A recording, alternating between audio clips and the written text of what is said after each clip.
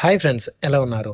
దానవ వంశానికి ఆశాదీపంలో జన్మించిన మహిషాసురుడు తన అంతరంగిక మిత్రులతో సమాలోచన చేసి మరణం లేని జీవనం కోసం మేరు పర్వత శిఖరం చేరి బ్రహ్మదేవుని గురించి ఘోర తపస్సు ప్రారంభించాడు. కాలం కదలికలలో అనేక వేల సంవత్సరాలు కదిలి వెళ్లిపోయాయి. మహిషాసురుని అంచలంచల తపస్సుకు సంతసించిన బ్రహ్మదేవుడుకు ప్రత్యక్షమయ్యి, మహిషాసుర, ఇంకా తపస్సు చాలించు, ఏం వరం కావాలో కోరుకో అన్నాడు. పితామహ, నేను అమరుని కావాలి, నాకు మరణం లేని జీవనాన్ని ప్రసాదించు అని కోరాడు మహిషాసురుడు. అప్పుడు బ్రహ్మదేవుడు, మహిషాసుర, పుట్టిన ప్రాణి గిట్టక తప్పదు, గిట్టిన ప్రాణి మరలా పుట్టక తప్పదు. జనన మరణాలు సకల ప్రాణి కోటికి సహజ ధర్మాలు. మహాసముద్రాలకు మహాపర్వతాలకు కూడా ఏదో ఒక సమయంలో వినాశనం తప్పదు. ప్రకృతి విరుద్ధమైన నీ కోరికను తీర్చుట అసంభవం కనుక నీ మరణానికి మృత్యువుకు ఒక మార్గాన్ని విడిచిపెట్టి మరే వరమైన కోరుకో అన్నాడు. అప్పుడు మహిషాసురుడు, విధాత, అల్పమైన కోరికలకు ఈ మహిషాసురుడు ఆశపడ్డు. సరే, ఆడది నా దృష్టిలో అబల, ఆమె వల్ల నాకే ప్రమాదము రాదు కనుక పురుషుడి చేతిలో నాకు మరణం రాకుండా వరం అనుగ్రహించు అని కోరాడు. బ్రహ్మదేవుడు ఆ వరాన్ని అనుగ్రహించి మాయమైపోయాడు.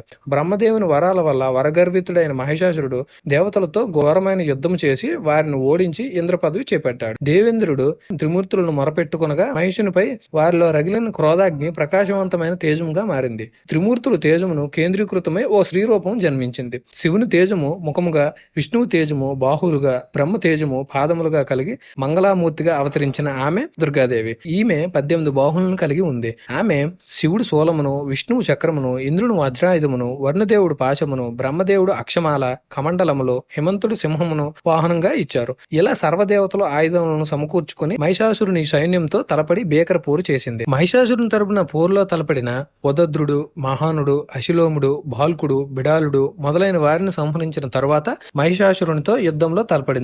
ఈ యుద్ధంలో ఆ దేవీ వాహనమైన సింహము శత్రువులను చీల్చి చెండాడింది. దేవితో తలపడిన అసురుడు మహిష రూపంలోను, సింహం రూపంలోను, మానవ రూపంలో భీకర యుద్ధం చేశాడు. చివరకు తిరిగి మహిష రూపంలో దేవి చేతిలో హతుడైనాడు. ఈ విధంగా ఈ రోజున దసరా పండుగగా జరుపుకుంటారు. ఈ వీడియో నచ్చితే లైక్ చేయండి, షేర్ చేయండి, సబ్స్క్రైబ్ చేయండి.